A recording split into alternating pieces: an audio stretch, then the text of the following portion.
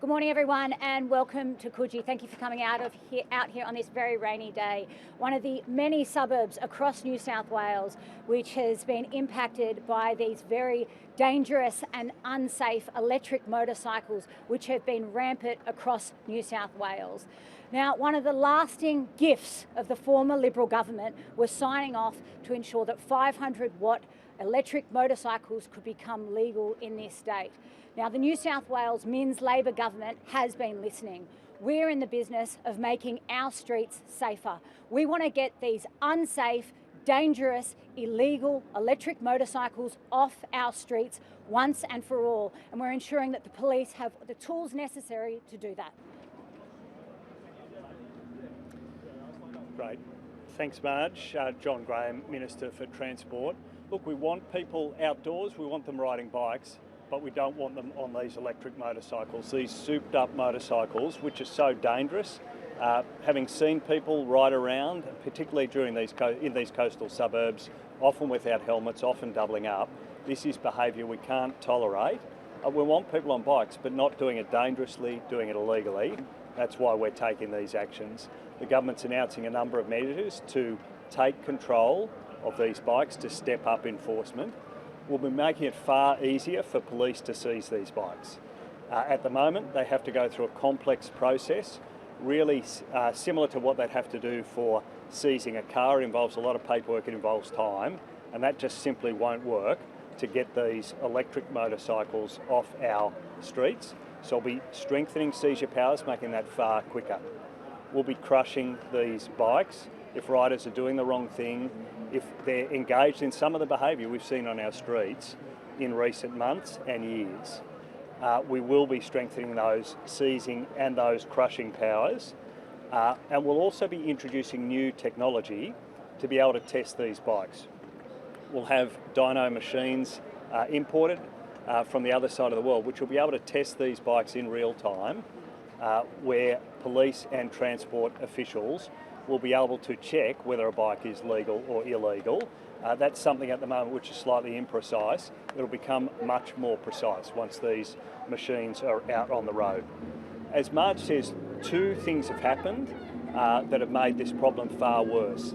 Federally, in 2021, rules were changed which allowed a flood of imports of much more high-powered bikes to take place. The other thing that made that worse was New South Wales went it alone in 2023 and introduced a 500-watt standard, which made it very difficult to control high-powered bikes. That was a green light to high-powered bikes, often far more high-powered than even that 500 wattage bikes. Those two changes have really led to the situation we've got today.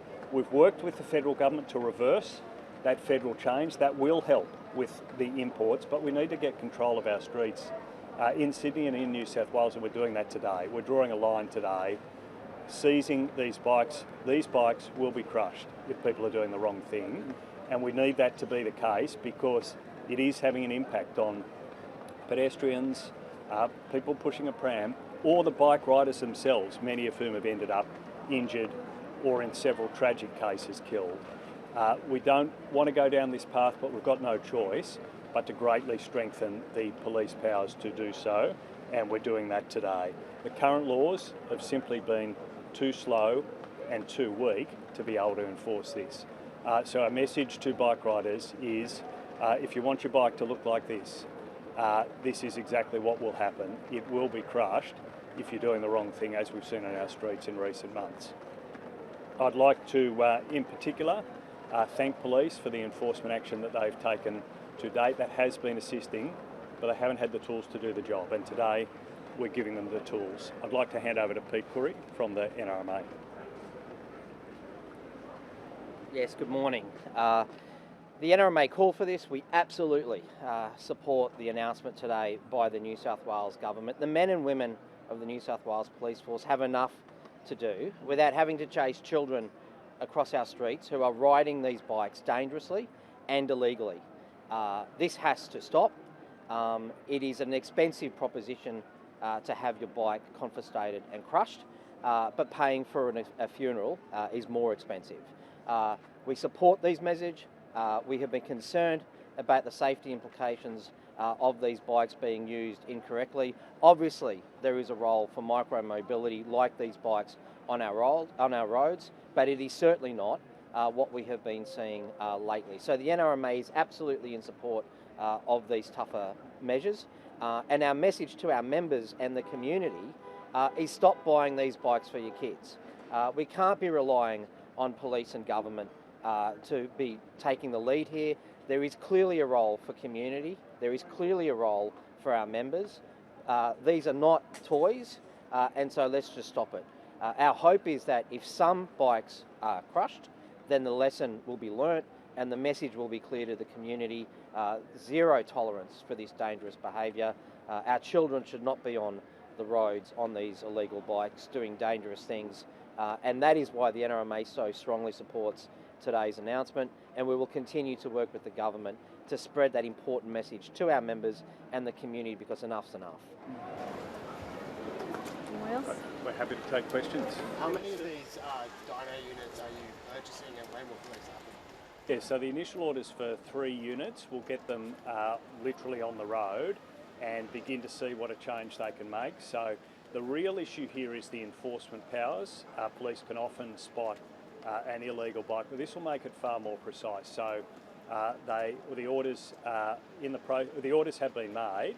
We'll get those units into the country and get them out on the road. Realistically, what impact does 3 dyno units actually have? Well, these powers, this package, these powers, these dyno units, this enhanced approach will make a big difference. At the moment, people simply don't feel like there are any rules there. We see people riding around without helmets, despite the fact there are strong laws. We're going to be enforcing the laws. We'll be enforcing the laws more rapidly, and people will notice the difference on our streets. Given the proliferation of these bikes, I mean, you could set up an RBT all over Sydney and catch a number of people who are drunk driving. Realistically, 3 dyno units, that's not going to make any sort of difference. Well, these dyno units will assist, but police will be enforcing the law right across the state. Whether there's a unit there or not, they're not necessary, but they will assist in specific crackdowns in areas where there is high use, and it will take any of the argument about whether a bike is legal or illegal, and it'll do so on the spot. That is one of the issues we're grappling with.